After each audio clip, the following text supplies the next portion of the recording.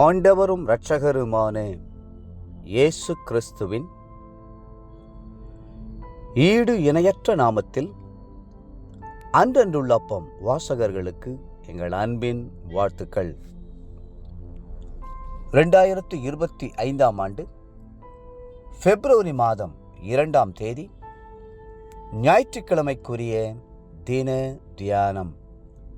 இன்றைய தலைப்பு களி கூறுங்கள்.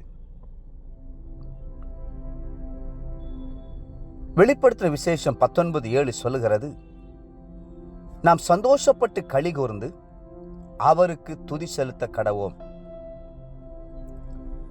இந்த வசனத்தை கவனித்து பாருங்கள்.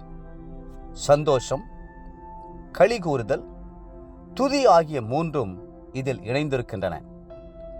இது எத்தனை மகிழ்ச்சியான ஒரு காரியம்! பரலோகத்திற்கு செல்லும் போது நாம் எப்போதும் சந்தோஷத்தோடு களி கூர்ந்து அவருக்கு துதியை ஏறெடுப்போம். பூமியில் அவரை நாம் துதிப்போமாக. நாம் கர்த்தரை துதிப்பதற்கு ஆயிரமான காரியங்கள் உண்டு.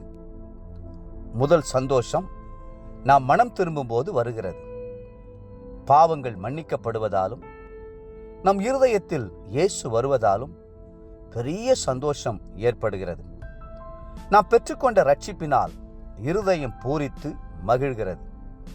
மனம் திரும்பும் போது மகிழ்ச்சி நமக்கு மாத்திரமல்ல, நம் குடும்பம் முழுவதற்கும் உண்டாகிறது. மனம் திரும்புகிற ஒரே பாவி நிமித்தம் பரலோகத்தில் தேவனுடைய தூதர்களுக்கு முன்பாக சந்தோஷம் உண்டாகிறது. லூக்கா 15ஆம் அதிகாரம் 7 மற்றும் 10ஆம் வசனங்கள்.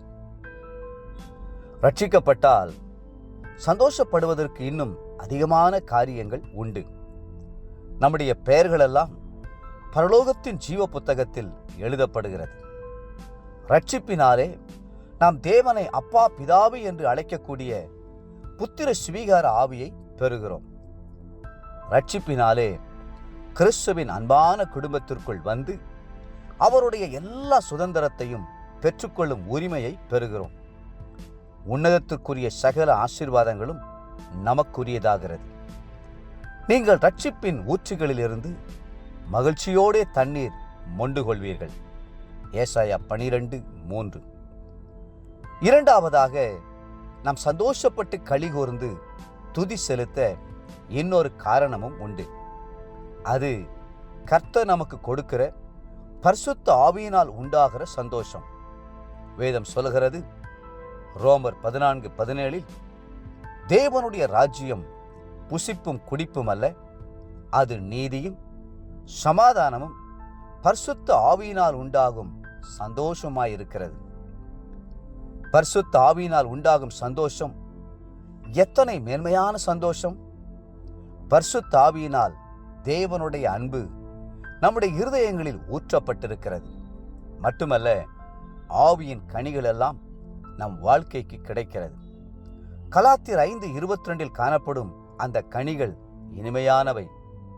அது அன்பு, சந்தோஷம், சமாதானம் என்று நீண்டு கொண்டே போகிறது. இன்னும் கர்த்தரை சந்தோஷத்தோடு துதிப்பதற்கு ஆயிரமான காரியங்கள் உண்டு. ஆண்டவருக்காக ஊழியம் செய்யும் போது நமக்கு பெரிய சந்தோஷம் ஏற்படுகிறது. சந்தோஷத்துடனே நான் உங்களிடத்தில் வந்து என்று அப்போஸ்தலனாகிய பவுல் ரோமருக்கு எழுதுகிறதை பாருங்கள். ரோமர் 15:30. சிலுவை சுமந்தவருடைய அன்பை குறித்து பேசுவது நமக்கு சந்தோஷம் அல்லவா? நம்மேல் அன்பு செலுத்தி நம்மை ராஜாக்களாக, ஆசாரியர்களாக அபிஷேகம் பண்ணின தேவனுடைய கிருபைகளை பேசுவது நமக்கு சந்தோஷம் அல்லவா? தேவ பிள்ளைகளே, வேதத்தை வாசிக்கும் போது நமக்கு மிகுந்த சந்தோஷம் உண்டாகிறது அல்லவா?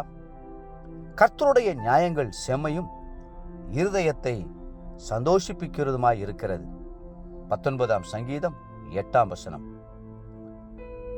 இன்றைய நினைவிற்கு பிலிப்பியர் 4:4, கர்த்தருக்குள் எப்பொழுதும் சந்தோஷமாயிருங்கள், சந்தோஷமாயிருங்கள் என்று மறுபடியும் சொல்லுகிறேன். இன்றைய வேத வாசிப்பு காலை ஆதியாகமம் 29 மற்றும் 30 அதிகாரங்கள். மாலை மத்தேயு 21 23 46 முடிய. அன்புக்குரிய அன்றன்றுள்ள அப்பம் வாசகர்களே, மீண்டும் உங்களை வாழ்த்துகிறோம். சந்தோஷமாய் கர்த்தரை துதியுங்கள். கர்த்ததாமே உங்களை ஆசீர்வதித்து மென்மேலும் உயர்த்துவாராக. ஆமென்.